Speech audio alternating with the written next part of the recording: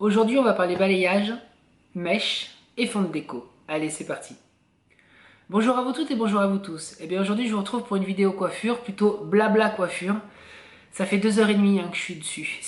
Elle est hyper dure cette vidéo à faire parce que c'est hyper technique. Les fonds de déco, tout ce qui va être mèche, tout ce qui va être balayage, il y a tellement à dire là-dessus que c'est hyper galère pour moi.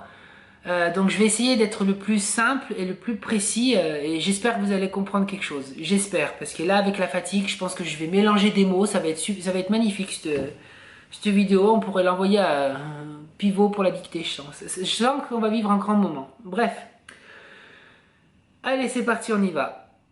C'est quoi la différence entre des mèches et un balayage? Beaucoup de personnes quand ils viennent au salon, que ce soit le mien ou d'autres salons, je pense que d'autres coiffeurs ont la même chose. On nous demande c'est quoi la différence entre des mèches et un balayage. Pourquoi j'ai répété deux fois la même phrase? Ça commence, c'est oi oi oi. Alors, les mèches, pour moi, je ne vous vois pas. Vous êtes au téléphone, vous allez prendre votre rendez-vous, vous allez me dire je veux des mèches. Moi, tout de suite, je vais vous classer. Voilà, comme on va classer des différentes techniques. Je classe la cliente. Elle me dit mèche, ça veut dire quelque chose de contraste. Elle veut quelque chose qui se voie. Elle veut quelque chose de très clair ou elle veut des mèches de couleur. Mais en attendant, pour moi, mèche, c'est quelque chose qui se voie. Quand elle va me dire je veux un balayage, eh ben, je classe cette personne dans la deuxième catégorie qui va être quelque chose de naturel. D'instinct, je me dis elle a les cheveux longs. Pourquoi, je sais pas. Voilà. Elle veut un effet soleil sur sa longueur. Un balayage, voilà. Comme quoi qu'on a des idées préconçues, même nous coiffeurs, on vous connaît pas, alors que vous, au téléphone, les mèches, ça va être quelque chose qui se voit pas beaucoup. Un balayage, bah, pour certaines personnes, ça va être quelque chose qui va être super clair. Moi, je vous dis mon ressenti à moi. Alors, la première catégorie, on va parler des mèches papier alu. Les mèches alu, ça va être des mèches, effectivement, où on peut avoir un contraste énorme. On peut appliquer du rouge, on peut appliquer un cuivré, on peut appliquer un noir, on peut appliquer un blond, donc on peut aller jusqu'à un fond platine, la fameuse couleur Marilyn Monroe en mèche. On peut faire quelque chose de très doux également, comme quoi vous voyez, ça veut rien dire. Si on travaille les mèches avec de l'huile, une poudre décolorante mais une huile, pas une poudre décolorante avec une huile décolorante, pardon. Je vous l'ai dit, hein, tenez-vous, hein, ça va être quelque chose. Une huile décolorante avec un oxydant plus ou moins élevé. L'huile décolorante, de toute façon, on va jamais arriver à avoir un platine. Hein. Ça va être un miel assez clair, mais jamais un platine. Pardon. Ensuite, le balayage. Le balayage, pour moi, ça va être quelque chose, comme je disais tout à l'heure, assez naturel, que je vais laisser poser à l'air libre et longtemps. C'est-à-dire, quand on fait un balayage, c'est rare quand on fait un balayage et qu'on laisse poser 10 minutes. Généralement, la cliente, elle est bien avec le balayage au moins 30 à 35 minutes minimum. Ça peut monter aussi un peu plus haut. Là, ça va être on peut avoir un gros effet soleil. On va prendre l'exemple d'une femme qui a les cheveux ici, qui va être un peu blonde et qui veut un retour de plage. Parce que maintenant, on parle de ça, on parle comme ça dans les salons de coiffure. Alors nous aussi, c'est pas évident. Parce que alors oui, je veux un retour de plage, je veux avec un wavy. Oh là là, les termes ça change, mais tous les mois il y a des nouveaux termes, on n'en peut plus. Mes collègues, la dernière fois, je discutais avec un coiffeur qui est pas très loin de moi, une coiffeuse, pardon, excusez-moi, qui me disait mais t'as vu, il y a cette nouvelle tendance, mais on n'est même pas formé pour, on sait même pas d'où ça sort, on sait plus, on sait plus. Avec toutes les formations qu'on a, on sait plus qu'est-ce qu'il faut qu'on fasse maintenant, donc c'est assez impressionnant. Allez, remember Benoît, là tu pars déjà dans une autre conversation.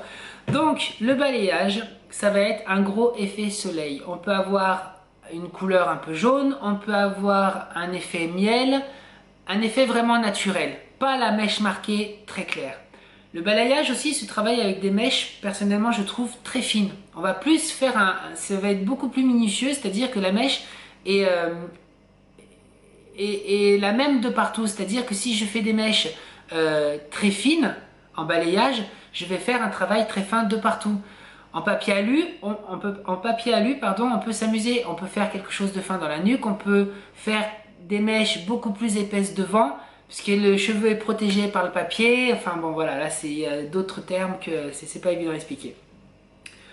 Ensuite, il y a le côté tie and dye. Alors le tie and dye, ça a été le plein boom il y a 2-3 ans, on n'arrêtait pas. Ça nous flinguait les serviettes, nous les coiffeurs. Combien de serviettes on a surchauffe de l'appareil? C'est pas vrai, c'est... Quand je vous ai dit que ça allait être la daube, c'est la daube. Là maintenant le truc il s'est planté parce qu'il me dit surchauffe de l'appareil. Il manquait plus que ça.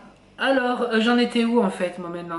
Ça m'a tout coupé cette histoire là. Je commence à avoir des crampes dans les jambes parce que je suis assis par terre. Le carrelage il est froid. Bientôt je pense que je vais mettre des chaussettes de contention tellement que je vais plus pouvoir marcher. Enfin bon, ça va être super. Voilà, vidéo qui part en cacahuète. On était sur le balayage. Il y a combien de pourcents? Il y a 63%. Pourquoi ça? Bon, il revient là-dessus. On était sur le balayage. Donc, le tie and dye. Je reviens au fameux tie and dye. Donc, le tie and dye, je ne sais pas si vous savez ce que c'est. C'est les racines très foncées. Et plus on descend sur les longueurs, plus ça va être clair. Vous pouvez faire un tie and dye de différentes couleurs. Mais le procédé, de toute façon, il y aura de la poudre décolorante avant. Parce que sur tous les tie and dye que vous pouvez faire, que ce soit un tie and dye qui est rouge, un tie and dye qui est cuivré, il faut qu'il y ait du contraste. Et pour qu'il y ait du contraste, il faut qu'on travaille sur un cheveu qui est décoloré en dessous. Si sur une brune, vous faites un tie and dye rouge sur les longueurs, ça va peut-être prendre, si elle a un cheveu brun naturel, ça va prendre, mais ça va faire quelque chose de discret. Ça va pas beaucoup se voir. Que si vous décolorez une première fois, ça veut dire que vous enlevez le pigment et que vous rajoutez un colorant artificiel qui va être rouge, qui va être cuivré, là, waouh, ça va balancer parce qu'il va y avoir un contraste. C'est ça le tie and dye. Et on peut faire le tie and dye blond. Et ça, c'est vrai que c'est super joli. Moi, personnellement, je trouve que le tie and dye, ça peut abîmer le cheveu. Il faut vraiment que ce soit fait professionnellement, très bien fait, une fois par an. Bah ouais, pas plus. De toute façon, un tie and dye, c'est pas les cheveux courts qui le font généralement, voire même pas les cheveux carrés non plus. Il faut avoir un cheveu long, c'est beaucoup plus joli quand c'est un cheveu long et qui est dégradé. Parce que le dégradé va mettre en avant le côté tie and dye, la côté racine foncée derrière avec la longueur très claire. Si vous avez un carré droit, automatiquement ça va faire un effet racine. Ou alors il faut le travailler en tie and dye derrière et plus on monte, plus on le travaille en mèche. Mais bon là c'est trop technique, je ne vais pas m'aventurer là-dessus.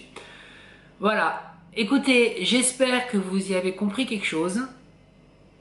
Que j'ai été assez clair, je sais même pas où j'en suis de la vidéo parce que là du coup l'appareil s'est planté donc c'est pas évident pour récupérer une vidéo en plein vol.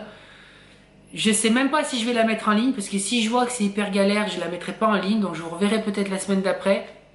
Mais je pense que c'est assez clair parce que voilà, attendez, je fais un petit remember dans ma tête, j'ai parlé de mèche à lui, j'ai parlé du balayage, j'ai parlé du tie and dye. On a parlé des trois sujets que je voulais parler, donc je pense que c'est tout bon. Bah non, voilà, c'est tout. C'est tout. Eh bien écoutez, passez à toutes et tous une très bonne soirée, une très bonne semaine. Je dis soirée parce que le jour est en train de se coucher, parce que voilà, j'ai mis du temps pour faire cette vidéo. La voix commence à foutre le camp, donc je vais vous laisser ici. Passez toutes et toutes une très bonne semaine. Je vous retrouve dans la semaine. Je vais essayer de vous retrouver beaucoup plus souvent qu'une fois par semaine. Je vais essayer jeudi, je vous promets rien. Avec des vidéos qui seront beaucoup plus structurées quand même. À chaque fois je le dis, et à chaque fois c'est le why parce que je prépare pas mes vidéos, j'aime pas.